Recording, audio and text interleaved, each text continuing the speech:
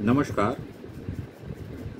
कबीर साहब के दोहों में एक बहुत सुंदर दोहा है, वो आपको बताते हैं और उसका अर्थ भी।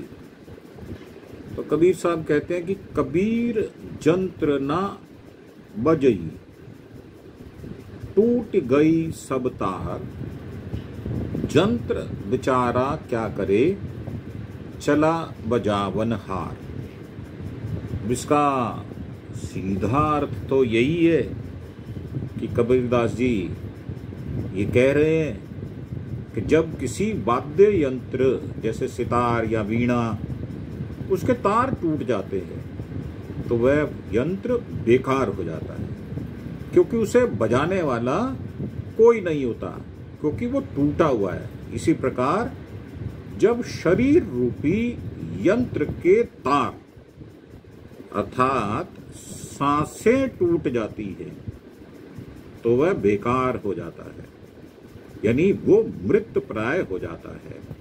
तो टूट जाते हैं तो वह भी बेकार हो जाता है। इस दोहे का संदेश यह है कि शरीर एक यंत्र के समान है और जब तक यह काम करता है तब तक इसका सदुपयोग करना चाहिए।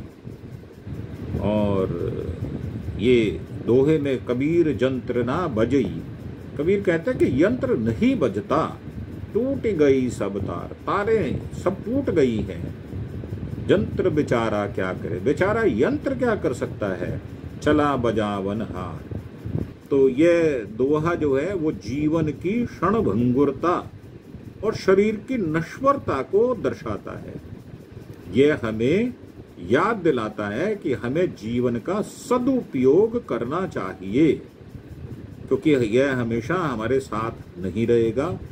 शरीर एक यंत्र के समान है और जब तक यह काम कर रहा है हमें इसका सदुपयोग करना चाहिए। अब सदुपयोग क्या हो सकता है कि आप मानवता के लिए काम करें। तो वो कहते जब आत्मा की तारी टूट गई तो यह भी ना बोलेगा, ना डोलेगा, ना हिलेगा।